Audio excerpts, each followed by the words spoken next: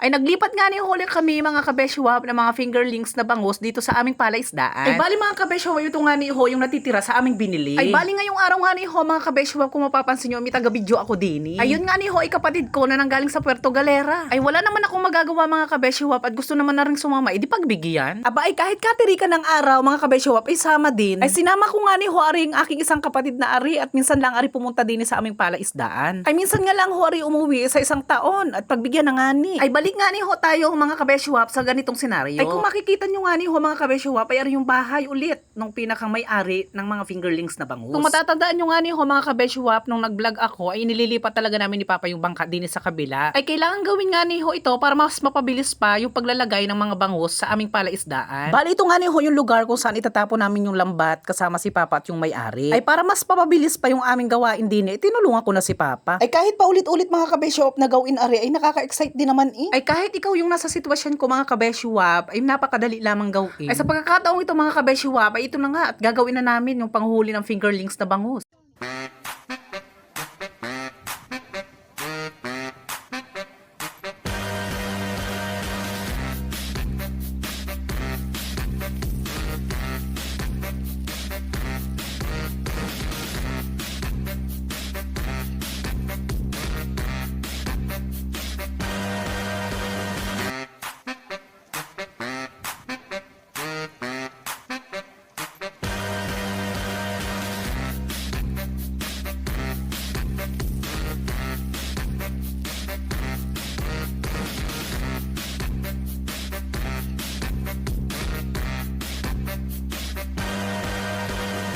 Bali ito lahat yung nahuli namin mga kabeshuwap. Ay halos 300 nga ni ho mga kabeshuwap yung kukunin lamang namin dito. Bakit parang sobrang dami naman? Ay sabi nga ni ho nung may-ari mga kabeshuwap, kapag may sobra na ipakawalan na lamang ulit. Bakit din na lang binigay? Ay pagkatapos naming manghuli mga kabeshuwap, ay bigla akong minakuha dito na hipon. Ay pasurikot-sirikot nga ni siya, ay parang naipit. Sorry na. Ay kung marami lamang kayo, ay naku, pwede naman ding isigang. At pagkatapos nga ni ho mga kabeshuwap, ay ari na at magbibilang na. Syempre pagkatapos magbilang mga kabeshuwap, ay diretso na agad kami sa aming palaisdaan. Aba at nakuha pa na rin aking kapatid na mag-video-video din sa mga Pato del Monte. Ay pagkarating namin mga kabeshuwap, ay nilagay na agad ni Papa yung pinakang dala ng mga fingerlings na bangus. Ay kung natatandaan nyo nga ni ho mga kabeshuwap, nung unang vlog ko ay nilalagay nila sa plastic tapos nilalagyan ng oxygen. Ay kailangan nga ni ho lagyan ng oxygen para mas tumagal pa ng ilang minuto yung pinakang bangus bago ilipat. Ay minsan nga ni ho mga kabeshuwap, kahit na merong oxygen, ay meron pa rin hong namamatay. Yung iba nga ni ho mga kabeshuwap, ay nadadaganan at naiipit. Bali, dalawang plastic nga ni ho yung dala namin kasi ang pinakang laman noong isa ay 75 at 75. So bali 300 mga kabeshuwap. Ay bali ito ang tinatawag na lablab mga kabeshuwap na mas mainam na pagkain din ng mga bangus. Mas madali palang lumaki ang bangus kapag ganari ang kinakain. Fast forward nga ni ho mga kabeshuwap, at ililipat na namin ang bangka din sa pinakang palaisdaan namin. Ay pagkatapos nga ni ho magpakain ni Papa, ay talagang ganari ang ginagawa namin. Ay kung iisipin mga kabeshuwap, ay mas papapadali ang pagpunta namin doon sa pinakang bahay kubo namin. Kaya sa mga solid followers, sharer, comment at nagre-react po sa aking video, ay napakaraming salamat po sa inyong lahat. Walang susuko, kapit lang, laban lang sa hamon ng buhay mga kabeshuwap. Mahirap man sa simula, pero may magandang bawi sa huli.